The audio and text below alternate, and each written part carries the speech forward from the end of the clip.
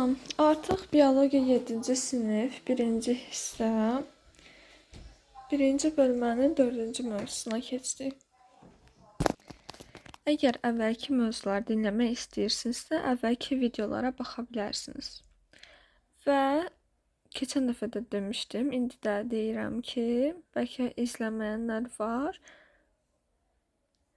Qısa lazımlı yaddan çıxan qeydləri özüm üçün götürürəm və bölmələrin sonunda, hər bölmənin sonunda qeydləri paylaşacağam. Hüceyrənin ümumi quruluşu. Açar sözlərdə hüceyrə, qlaf, sitoplazma, nüvə və orqanel yazılıb. Elə hüceyrənin ümumi quruluşu da əslində qlaf, sitoplazma, nüvədir. İngilis alimi Robert Hooke 1665-ci ildə mikroskop altında palıd ağacının mantar qatından hazırlanmış çox nazik bir kəsiyi müşahidə etdi. Onun gördüyü arı şanına bənzər təsvir bir-birinə sıx söykənmiş hüceyrələrdən, boşluqlardan ibarət idi. Robert Hooke bu boşluqları hüceyrə adlandırdı. Bir də onu deyim ki, əslində biz deyirik ki, qlaf, sitoplazma, nüvədir hüceyrənin ümumi quruluşu. Lakin, məsələn, bakteriya hüceyrələrində nüvə yoxdur. Onun üçün də daha doğru olar ki, deməmiz protoplazma və qlaf. Sonra, keçib burada hüceyrənin quruluşu şəkildə göstərilib. Sitoplazma, orqanellər göstərilib, qlaf göstərilib və nüvə. Viruslardan başqa bütün canlı orqanizmlər hüceyrələrdən təşkil olunub. Hüceyrənin quruluşuna görə orqanizmlər iki qrupa bölünür. Nüvəli və nüvəsiz orqanizmlər. Əksər orqanizmlərin hüceyrəsi qlaf, sitoplazma və nüvədən təşkil olunmuşdur. Burada iş hissəsində hüceyrənin quruluşu ilə tanışlıqdır. Hazır preparatdan istifadə edərək hüceyrənin quruluşu ilə tanış olun deyir. Yəni, burada əlavə bir şey yoxdur. Sonra, qlaf hüceyrəni xaricdən örtərək onu ətraf mühitin təsirindən qoruyur. Bitki, göbələk və bakteriya hüceyrələrində qlafın xarici hissəsi qalın hüceyrə divarından ibarətdir. O, hüceyrələrə möhkəmlik verir və dayaq funksiyasını yerinə yetirir. Heyvan hüceyrəsində isə qlafın xarici hissəsi çox nazik olur. Yəni ki, nə olsun ki, biz bilirik ki, heyvan hüceyrələrində qlaf nazikdir. Bitki hüceyrələrində isə qlaf qalın olur. Bunu bilirik. Amma bəzən o elə yadda qalır ki, birində qlaf yoxdur. Xeyr, belə deyil. Qlaf bütün hüceyrələrdə var. Lakin heyvan hüceyrələrində nazikdir, bitki hüceyrələrində qalındır. Çünki bitki hüceyrələrində hüceyrə divarı var və buna görə bölünmələr də bir-birinə fərqlidir bitki və heyvan hüceyrəsinin. Heyvan hüceyrələrində isə xarici hissə nazik olur. Sonra, qlafın daxili hissəsi plazmatik membran adlanır. O, hüceyrənin daxili möhtəviyyatını xarici mühitin təsirindən qoruyur, eyni zamanda mühitlə əlaqəni təmin edir. Bilirik ki, membranlar yarımkeçirici funksiya yerinə yetirir. Yəni, bəzi maddələri daxil edir, bəzi maddələri isə keçirmir. Məsələn, sitoplazmanı xaricə keçirmir, görürük ki, amma xaricdən su qəbul edə bilir. Bəzi maddələr, su, oksigen, karbon qazı hüceyrəyə birbaşa daxil olur, həm də xaric edilir. Digər maddələr isə membran tərəfindən seçilərək hüceyrəyə daxil olur. Çox hüceyrəli orqanizmlərdə membranın xarici səthindəki çıxıntılar və qırışlar hüceyrələr arasındakı əlaqəni təmin edir. Hüceyrənin daxili möhtəviyyatını hərməşik maddə olan sitoplazma təşkil edir. Nüvə və orqanellər üçün mühit yaradan sitoplazma onların birgə fəaliyyətini təmin edir. Orqanellər hüceyrənin daxilində xüsusi funksiyaları yerinə yetirən hissəciklərdir. Sitoplazma hüceyrədə baş verən çoxsaylı biokimyəvi reaksiyalar və proseslər üçün mühitdir. Bitki, heyvan və göbələk hüceyrələrində nüvə olur. Nüvəsi olan belə hüceyrələr eukariot hüceyrələr adlanır. Eu yaxşı, karyon nüvə deməkdir. Prokariot isə nüvəsiz orqanizmlərə deyilir. Burada isə pro əvvəl, karyon nüvə deməkdir. Hüceyrənin nüvəsində irsi məlumat daşıyan hissəciklər xromosomlar olur. Nüvənin daxili maye mühiti nüvə şirəsi adlanır. Bakteriya hüceyrələrində isə nüvə olmur, nüvəsi olmayan belə hüceyrələrə prokariot deyilir. Bilirsinizmi hissəsinə baxaq. Gözlə görünən bir hüceyrəli Acetobulariya yosununun çətir hissəsini kəsdikdə bir müddətdən sonra o yenidən böyüyür. Buna səbəb nüvənin zədələnməməsidir. Çünki onun bütün irsi məlumatları nüvədə saxlanır. Sonra burada öyrəndiklərinizi tətbiq edin var. Fəaliyyətdir yenə. Hüceyrə modelinin hazırlanmasıdır. Və burada da xüsusi qeyd yoxdur ki, öyrənmək üçün sadəcə fəaliyyətdir. Öyrəndiklərinizi yoxlayın. Verilmiş sözlərdən istifadə edərək cümlələri tamamlayın. Hüceyrənin daxili möhtəviyyatını həlməşik maddə, burada sitoplazma olmalıdır, təşkil edir. Onun daxilində və çoxsaylı nəsə yerləşir yazılıb. Yəqin ki, onun daxilində nüvə və çoxsaylı orqanellər yerləşir ola bilər. Bəli, sitoplazma sözünü artıq qoyduğumuz üçün, məsələn, orada sitoplazma da olardı. Amma burada yazılıb ki, sitoplazmadır. Sitoplazmanın daxilində nə olur? Nüvə və çoxlu sayda orqanellər. Hüceyrənin irsi məlumatını daşıyan hissəciklər xromosom olur. Hüceyrənin nüvəsində irsi məlumatı daşıyan hissəciklər xromosomlar olur. Sonra isə qlaf hüceyrəni örtərək, xaricdən örtərək onu ətraf mühitin təsirindən qoruyur. Deməli oldu. Birincidə sitoplazma, sonra nüvə, sonra və çoxsaylı orqanel yerləşir. Hüceyrənin nüvəsində irsi məlumatları daşıyan hissəciklər xromosomlar olur. Sonra qlaf hüceyrəni xaricdən örtərək onu ətraf mühitin təsirindən qoruyur. İkinci sualda bitki və heyvan hüceyrəsində qlafın xarici hissəsi bir-birindən necə fərqlənir? Bitki hüceyrəsində qlafın xarici hissəsi hüceyrə divarı adlanır və daha qalındır. Heyvan hüceyrəsində isə qlafın xarici hissəsi nazikdir və daha elastikdir. Üçüncü sual. Cümlələrdəki yanlışlıqları taparaq onları düzgün ifadələrlə əvəz edin. Sitoplazma hüceyrənin möhtəviyyatını təşkil edən həlməşik maddədir, bərk maddə deyil. Hüceyrə divarı özündə hüceyrənin irsi məlumatını saxlayır. Burada da hüceyrə divarı yerinə nüvə olmalıdır. Nüvə özündə hüceyrənin irsi məlumatını saxlayır və yaxud da xromosom da yaza bilərik, xromosomlar. Sonra nüvə hüceyrənin daxili möhtəviyyatını təşkil edir. Burada da olmalı daxili möhtəviyyat sitoplazmadır. Yəni nüvə yerinə sitoplazma yazırıq. Bu mövzunu da bu videonun içərisində deyəcəm, çünki hər ikisi sadəcə hüceyrənin quruluşuna aiddir. Burada isə açar sözlərdə plastid, vakol, mitoxondri və ribosom verilib. Artıq yəni orqanellər haqqında da danışılıb bu mövzuda. Mikroskop təkmilləşdikcə bitki və heyvan hüceyrələrinin quruluşu haqqında yeni bilgilər əldə olunurdu. 19-cu əsrdə Alman botaniki Schleiden bitki hüceyrəsi haqqında əsas materialları toplayaraq ümumiləşdirdi.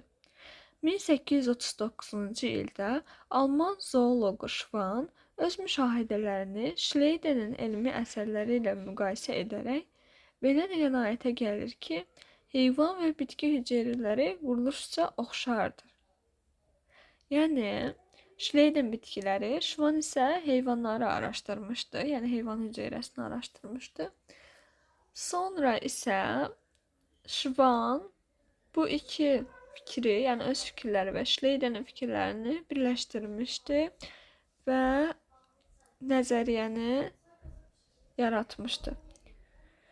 Hüceyrə nəzəriyyəsi. Bitki hüceyrəsinin sitoplazmasında heyvan hüceyrəsindən fərqli olaraq çoxsaylı kiçik cisimciklər şəklində olan plastidlər mövcuddur. Onlar sitoplazmadan iki membranla ayrılır. Bitkinin yaşıl rəngli plastidləri xloroplastlar adlanır. Burada isə əsas məlumat plastidlərin iki membranlı olmasıdır. Xloroplastlara yaşıllıq verən xlorofil pigmentidir. Xloroplastlarda fotosintez prosesi baş verir. Bitkinin digər hissələrinə müxtəlif rəng verən plastidlər xromoplastlar adlanır. Rəngsiz hissələrdə isə leykoplastlara rast gəlinir. Yəni xloroplastlar yaşıl rəngli, xromoplastlar fərqli rənglərdə, leykoplastlar isə rəngsiz olur. Burada leykoplastlar haqqında onlarda ehtiyat qida maddələri toplanır, nişasta, yağ, zula. Xromoplastlarda sarı, narıncı, qırmızı plastidlər olur. Sarı, narıncı, qırmızı plastidlər. Yəni bir növ aşağıda da yarpaqda göstərdiyi kimi payız rəngləri sarı, narıncı, qırmızı. Xloroplastlar isə haqqında yazılıb ki, günəş şüalarından istifadə edərək üzvü maddə hazırlaya bilir. Şəkər formasında, yəni glukoza formasında hazırlayır. Burada şəkər formasında yazılıb. Glukozanı da şəkər saya bilərik də əslində. Tam olaraq şəkər olmasa da. Şəkər deyəndə bizim ağlımıza həmişə gəlir ki, çay şəkəri, onun tərkibi saxaroza daxil. Amma əslində şəkər formaları monosaxaridlər deyirik, disaxaridlər, polisaxaridlər. Yəni bildiyimiz karbohidratlardır. Burada sual hissəsinə yazıb ki, niyə kartof yumruları müəyyən müddət işıqda qaldıqda yaşıllaşır? Yəqin ki, bunda leykoplastlar xloroplastlara çevrildiyi üçün ola bilər. Bitki və heyvan hüceyrələrində sitoplazmadan iki membran vasitəsilə ayrılan mitoxondrilər olur. Bitki və heyvan hüceyrələrində sitoplazmadan iki membran vasitəsilə ayrılan mitoxondrilər olur. Deməli, bundan əvvəl plastidləri gördük, iki membranlı, indi isə mitoxondriləri gördük ki, iki membranlıdır. Onların daxili membranı çoxsaylı qırılışlar əmələ gətirir. Mitoxondrilər sitoplazmadan bəzi üzvü maddələri və oksigeni udur, karbon qazını isə xaric edərək hüceyrə səviyyəsində tənəffüsü həyata keçirir. Hüceyrə sitoplazmanın hərəkətində və digər vacib həyati proseslərində tənəffüs nəticəsində ayrılan enerjidən istifadə edir. Hüceyrədə tənəffüs funksiyasını yerinə yetirdi mitoxondrilər. Sonra fəaliyyət hissəsində baxaq nə var? Bitki və heyvan hüceyrələrinin quruluşunu müqayisə edin. Dərslikdə yaxud posterdəki şəkillərə baxın. Bitki və heyvan hüceyrələrinin quruluşu ilə tanış olun. Suallarda isə verilib ki, bitki və heyvan hüceyrələrinin quruluşunda hansı ümumi əlamətləri var? Ümumi əlamətlər gördüyümüz kimi ortada yazılıb. Ribosom, sitoplazma, nüvə, plazmatik membran və mitoxondri hər ikisinə aiddir. Həm heyvan, həm də bitki hüceyrəsində var. Amma hüceyrə divarı yalnız bitkilərdə var. Xloroplast yalnız bitkilərdə ola bilir. Heyvanda isə bəzi bir hüceyrəli heyvanlarda ola bilir, Evglena kimi. Sonra vakol yalnız bitki hüceyrələrində var. Yalnız bəzi yenə bir hüceyrəlilərdə, bir hüceyrəli heyvanlarda vakol ola bilir. Sonra ikinci sualda bitki və heyvan hüceyrələrinin quruluşunda hansı fərqli xüsusiyyətləri müşahidə etdiniz? Bunu da dedik. Nəticələri dəftərinizdə Eyler-Venn diaqramı şəklində qeyd edin və bu da bitdi. Sonra ribosom böyük və kiçik hissələrdən ibarət dəyirmi cisimcikdir.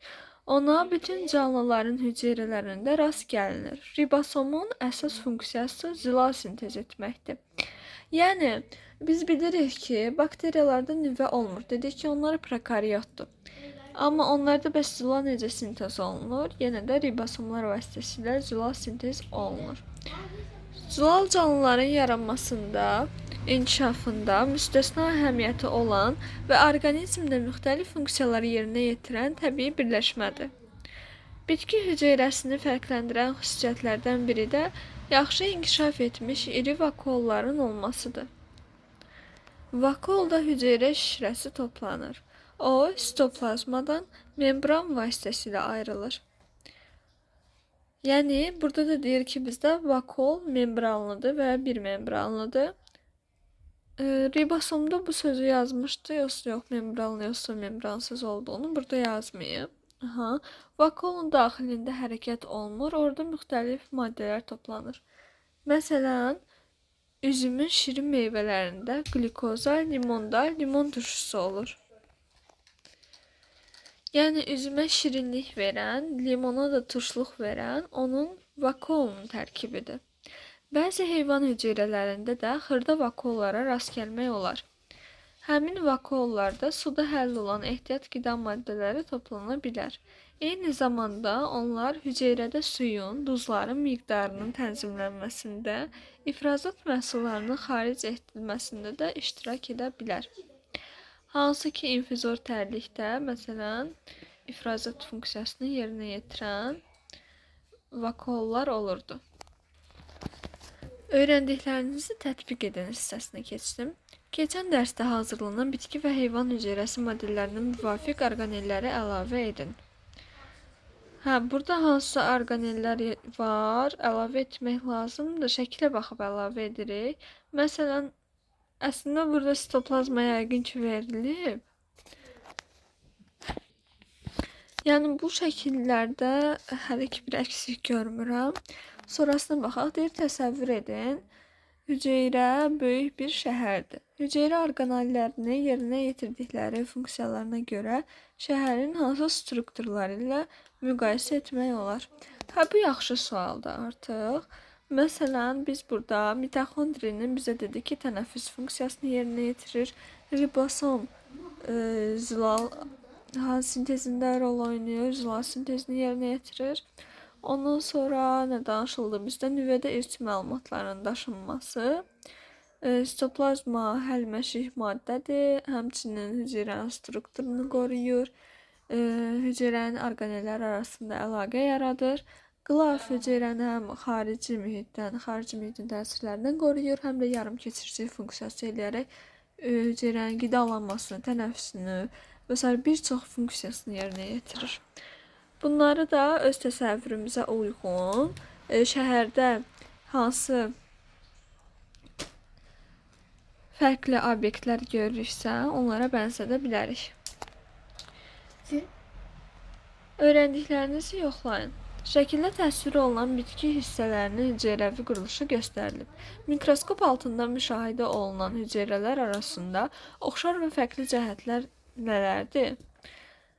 Sizin fikrinizcə bu nə ilə əlaqədar ola bilər?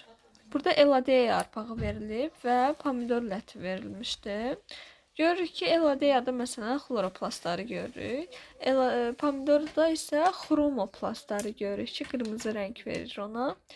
Bu fərqləri məsələn görə bilərik. Sonra nüvəni görürük, burada bir hüceyrə göstərilib. Eladeyada isə bir neçə hüceyrə göstərilib.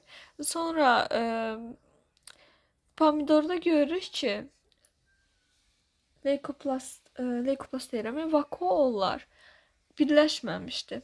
Ayrı-ayrıdır. Eladeyada isə birləşib. Ona görə deyə bilərik ki, eladeya daha yaşlıdır, birləşib böyüyüb. Pomidor isə az yaşlıdır ki, xırda-xırdadır, hələ də birləşməyib. Bu şəkildə deyə bilərik. Sonra quraqlıq zamanı su çatışmır. Bitkinin yarpaq və gövdələri quruyur. Bu niyə baş verir? Quraqlıq zamanı su çatışmır, bitkinin yarpaq və gövdələri quruyur. Bu niyə baş verir? Çünki Bitkinin daxilində həmişə su daşınması baş verir. Bu ksillema boruları ilə gedir və bitkinin böyük bir hissəsi, necə ki insanlarda, heyvanda, yəni belədir. Bitkilərdə də belədir ki, bitkinin bütün hüceyrələrinin, ümumiyyətlə bütün canlı hüceyrələrinin böyük bir hissəsi sudur. Nə üçün əriyin yetişməmiş meyvəsi sərt və turş, ancaq yetişəndə isə yumşaq və şirin olur? Bunun da səbəbi odur ki, ərik yetişməmiş olanda, bayaq da dediyim kimi, daha cavan hüceyrə olduğu üçün vakuolların sayı az, xırda və kiçik-kiçik olur. Ona görə də onun şirin dadı olmur. Yaşlandıqca isə vakuollar birləşdiyi üçün burada şirin dad yaranır. Bu mövzu da burada bitdi. Bu videoda da iki mövzuya baxdıq. Gələn videolarda davamı olacaq. Sağ olun.